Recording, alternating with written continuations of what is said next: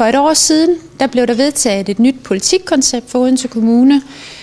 Og det var et politikkoncept, hvor man gik ind og kiggede på, hvor mange politikker skal vi have i Odense Kommune, hvor mange strategier osv. Og hvad forstår vi i det hele taget ved en politik og ved en strategi? Altså, hvordan adskiller niveauerne sig fra hinanden? En politik, som skal vedtages i byrådet. Det er en politik, som henhører under økonomiudvalget, og som går på tværs af hele organisationen. Og så tænker vi jo meget, at den her service- og samarbejdspolitik, som den hedder lige nu, den kommer til at udgøre en hat for blandt andet hele HR-området, altså medarbejder- og ledelsesområdet, og de ønsker og prioriteringer, man har inden for det område.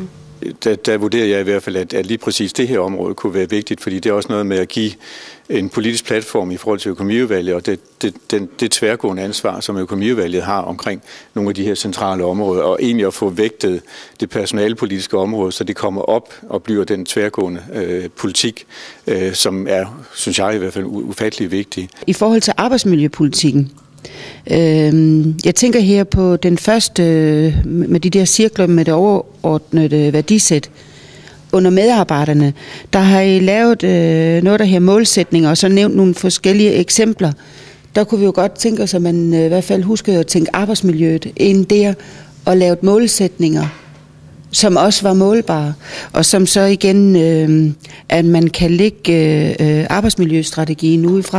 Jeg har jo tidligere i hovedvalget arbejdet meget med værdibaseret personalpolitik, og hvor er den så i forhold til det her, eller hvorledes har man tænkt sig, at den skal indgå i det? Jeg har ikke opgivet det, fordi udgangspunktet er jo også for at lave den her politik, det vil være, at det bliver nogle værdier, nogle holdninger, nogle tilkendegivelser, og så udmøntet i nogle konkrete handlingstiltag. Under den overordnede tidsplan, der står der et spørgsmålstegn om et eventuelt medarbejderpanel også.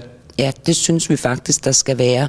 Det er ret væsentligt, fordi hvis vi skal implementere det her som en gængs form for værdisæt og personalepolitik osv., så er det vigtigt, at der er et ejerskab til det. Man skaber en rød tråd i politikkerne og strategierne og sådan noget der, det kan der godt være brug for. Jeg forestiller mig også, at processen, når vi kommer op til i vedtagelsesmode, at så kører den her sag forbi hovedvalget, inden den rammer det politiske niveau.